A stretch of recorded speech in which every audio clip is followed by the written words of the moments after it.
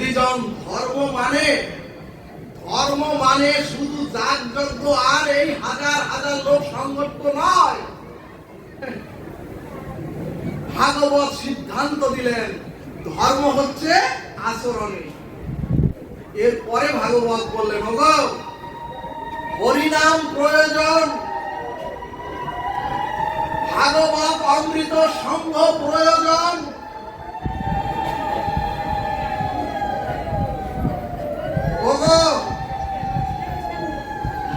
ওগো হরিনাম প্রয়োজন, এই ভাগবত অমৃত আয়োজন প্রয়োজন।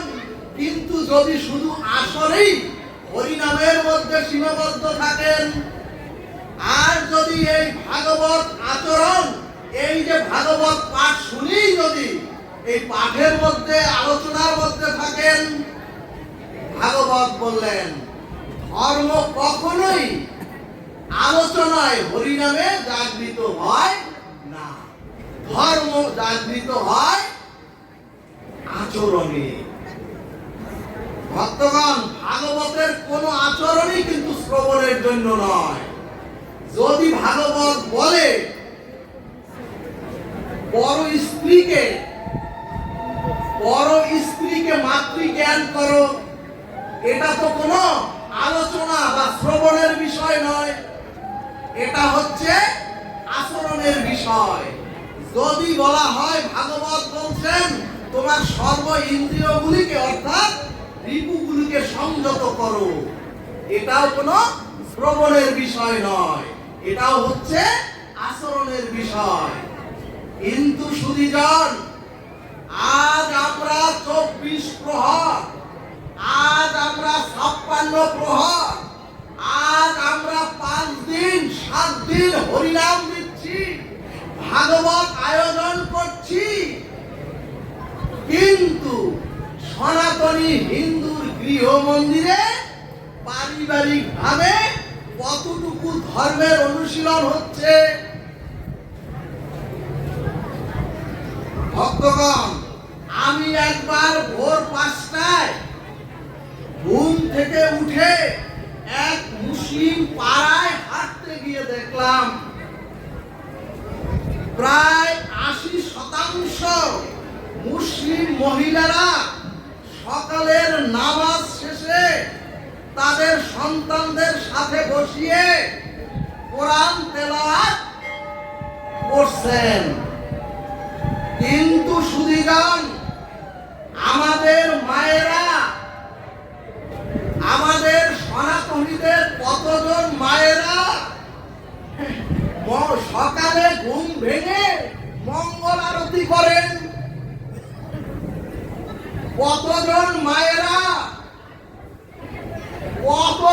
মায়েরা তাদের সন্তানকে আদর করে মঙ্গল আরতি সেরে শ্রীমদ্ ভগবদ গীতার একটি শ্লোক কয়জন মাতা তাদের সন্তানকে শিখিয়েছেন?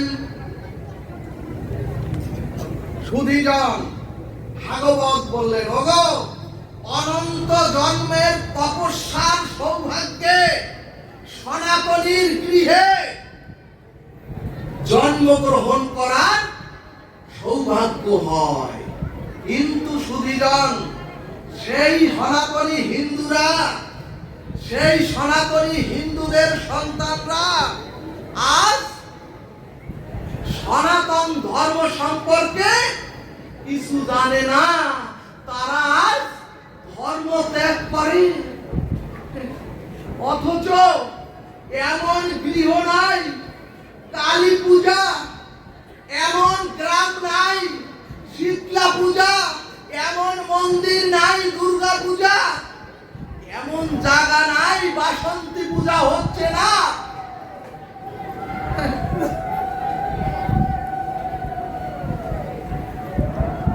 অর্থাৎ দেখবেন আমাদের মধ্যে মায়ের পূজাই সবচেয়ে বেশি। কিন্তু সুধীজন, অথচ আজ আমার ঘরের লক্ষ্মী স্বরূপা, আজ আমার গৃহের লক্ষ্মী স্বরূপা, আজ আমার গৃহের কার্তিক স্বরূপা, সেই ছেলে মেয়েরা মা বাবার সাথে বেয়াদবি করে, আনতে বলে, এই মা বাবাকেই চিনি না। তার কিছুদিন পরে কোর্টে গিয়া বলে, ওই মা বাবাকে আর দেখতে চাই না, আর আমি ওই ধর্মটাই ত্যাগ করলাম। ভক্তগণ কি করলেন 50 বছর সাধনা করে? কি করলেন 40 বছর হরিনাম সংকীর্তন দিয়ে? কি করলেন এখানে কান্নাকাটি করে, ডামাডোল করে? কি অর্জন করলেন ভাগবত আসরে এসে হাজার হাজার লোককে সংঘট্ট করে? এর একটাই কারণ, সুধীজন, এর একটাই কারণ, আসরে নাম হচ্ছে, একটাই কারণ, আসরে ভাগবত হচ্ছে। কিন্তু সুধীজন, সনাতনীর কোন গৃহে পারিবারিক ভাবে ধর্ম চর্চা হয় না। কোন সনাতনীর গৃহে গীতার অনুশীলন হয় না। এমনকি সুধীজন, হিন্দুর বাড়িতে প্রতিদিন আনহিক এবং সকলে একত্র হয়ে অন্তত একবার কতজন আমরা বাসার গৃহে হরিনাম করি? কতজন আমরা আনহিক করি? এমনকি সুধীজন, কতজন আমরা বাড়িতে বড়দেরকে প্রণাম করার শিক্ষা দিয়েছি? ভগবান রামচন্দ্র ঘুম থেকে উঠে প্রথমে ধরিত্রীকে প্রণাম করে, পরে মাতৃদেবীকে প্রণাম করে, পরে পিতৃদেবকে প্রণাম করে, তারপরে সমস্ত গুরুদেবকে প্রণাম করতেন। অথচ আমরা আজ সেই শিক্ষাও ভুলে গিয়েছি।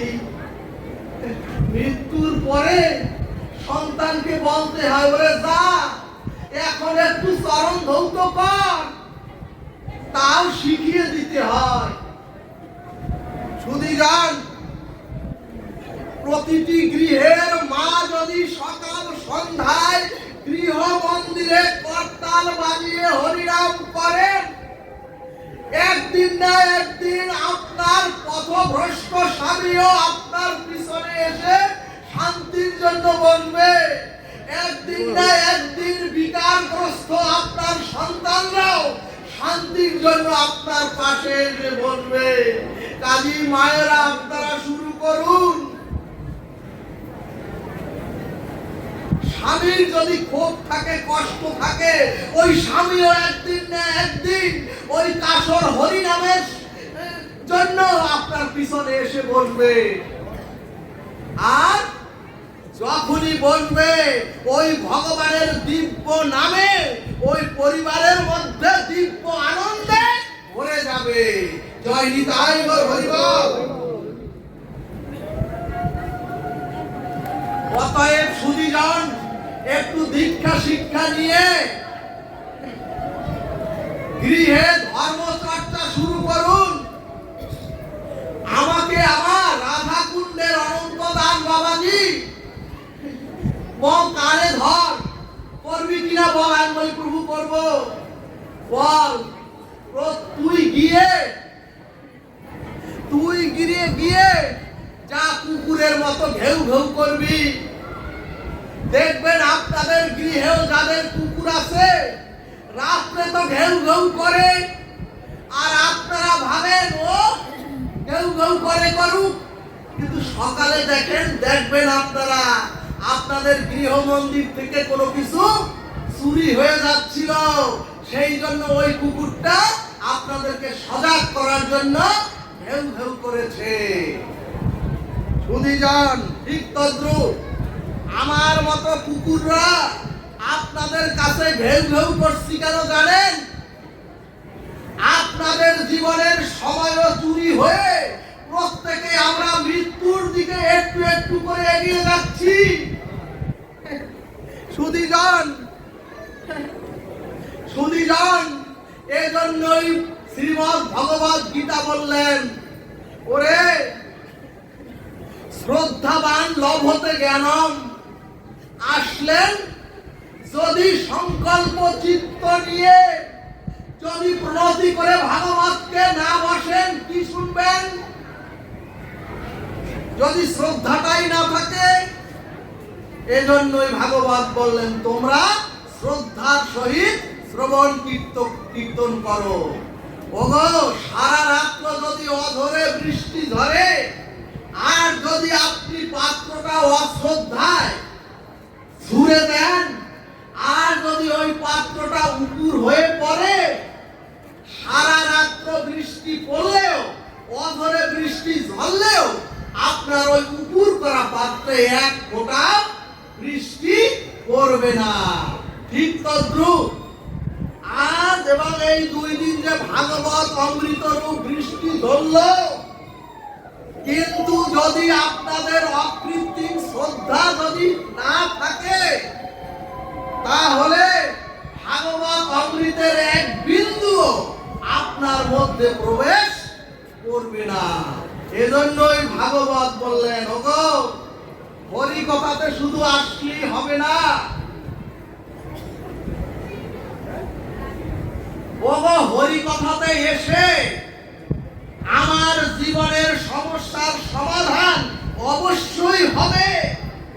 ওগো আমাদের বলতে হবে, হরি কথাতে আসলে যদি আকুলতা বেকুলতা আর উৎকণ্ঠার শ্রদ্ধাই যদি আপনার মধ্যে না থাকে, তাহলে সাধু সঙ্গ করেও কোনো লাভ নেই।